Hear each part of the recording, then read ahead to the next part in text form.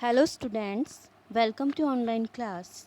Students, today's also will learn some question answers. Okay, so let's start the 19 number question with explanation. Question is, what is the differences between endogenic forces and exogenic forces?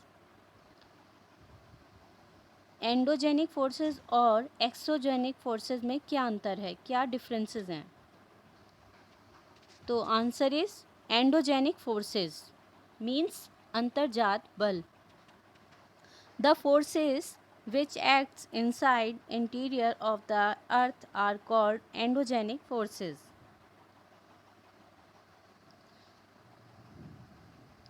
वो forces जो interior, जो हमारी interior से काम करती हैं, जो हमारी अर्थ पे इंटीरियर यानी अंदर से काम करती हैं, उनको एंडोजेनिक फोर्सेस कहते हैं, जिनका ओरिजिन कहाँ से होता है? इनसाइड से होता है ना.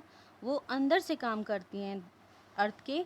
तो ये एक बेसिक आइडिया है वर्ड ओरिजिन का. अचानक से अर्थ में क्या होते हैं? बदलाव आ जाते हैं. जो फोर्सेस इंटीरियर से काम करती हैं, अंदर से काम करती हैं अर्थ के, तो उसको एंडोजेनिक फोर्सेस कहते हैं. एग्जाम्पल, अर्थक्वेक एंड वॉल्केनो, है ना. अर्थक्वेक और वॉल्केनो क्या होते हैं, हमने पिछले क्वेश्चंस में पढ़ा भी था. What is volcano? Define the word earthquake.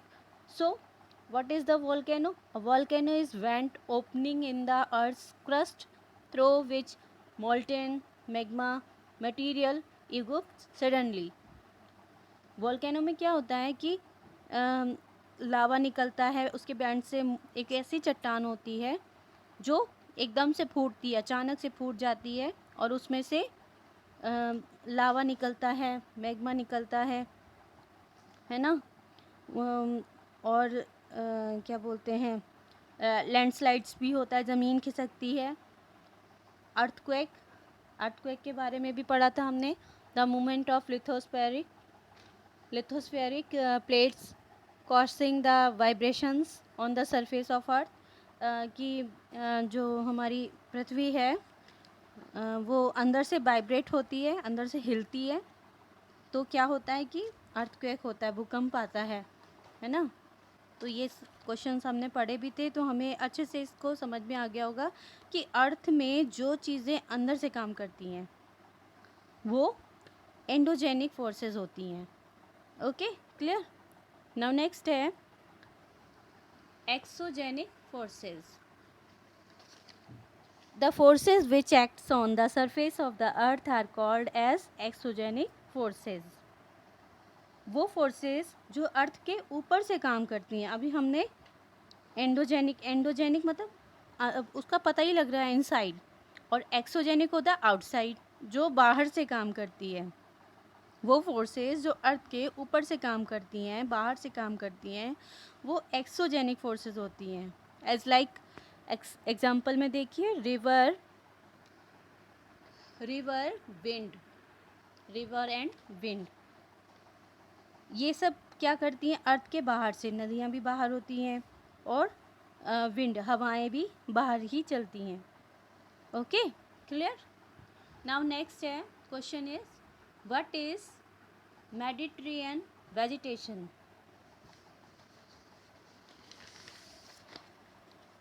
Mediterranean vegetation means भूमध्य वनस्पति क्या हैं? भूमध्य वनस्पति क्या हैं, है ना. So answer is, it is mostly found in the areas around the Mediterranean sea in Europe, Africa and Asia. ये ज़्यादातर यूरोप, अफ्रीका और एशिया के भूमध्य सागर के आसपास के क्षेत्रों में पाए जाते हैं. जो यहाँ की वनस्पति है, हरे भरे पेड़ पौधे हैं, है ना, वो ज़्यादातर ये यूरोप, अफ्रीका एंड एशिया के भूमध्य सागर के आसपास के क्षेत्रों में पाए जाते हैं. Okay, now example is citrus fruits such as oranges, figs, olives and grapes are commonly cultivated here.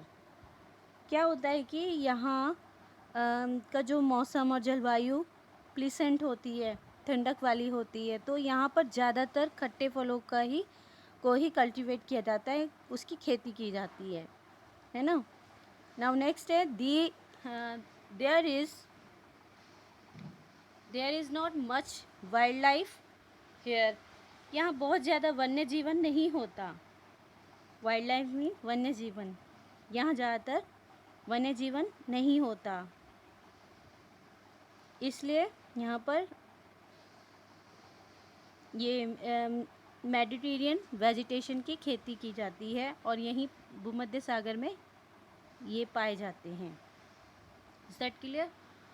Now next question is how many types of grassland. Grassland means क्या होता है? ग्रासलैंड मीन्स होता है घास के मैदान. Okay, so grow in the region of Mediterranean. Plain grassland देखने को मिलते हैं यहाँ पर. यहाँ पे बहुत ज़्यादा बारिश नहीं होती है, इसलिए यहाँ पर ऐसे ग्रासलैंड देखने को मिलते हैं. There are 3 types of grassland. First है ट्रॉपिकल ग्रासलैंड, टेम्परेचर ग्रासलैंड और थॉर्नी बुशेस ग्रासलैंड. तो फर्स्ट है हमारा ट्रॉपिकल ग्रासलैंड. जहाँ बारिश कम होती है वहाँ ट्रॉपिकल ग्रासलैंड होता है. टेम्परेचर ग्रासलैंड क्या होता है? कूल टेम्परेचर के कारण यहाँ ग्रासलैंड अच्छा होता है, मतलब ठंडक एरिया होती है, ग्रीनिश होती है. और थॉर्नी बुशेस जहाँ पानी बहुत कम होता है वहाँ कांटे वाली झाड़ियाँ होती हैं, लंबी लंबी कांटे वाली झाड़ियाँ होती हैं, जैसे एज लाइक कैक्टस और सूखे सूखे पेड़ पौधे, कांटे वाली लंबी लंबी झाड़ियाँ हमने डेजर्ट आदि में देखा है ना, ज़्यादातर होती हैं वहाँ पर. So is that clear? All question answers. So students, write this work in your notebook and learn also. आपको ये सारा कार्य अपनी कॉपी में राइट करना है, लर्न भी करना है. नेक्स्ट क्वेश्चंस हम कल करेंगे. हमें 30 क्वेश्चन कंप्लीट करने हैं. सो 19, 20 एंड 21 3 क्वेश्चन आज हो गए हैं. ओके, सो स्टूडेंट्स, आप ये सारा वर्क अपनी नोटबुक में कीजिएगा. Okay, thank you. Have a nice day.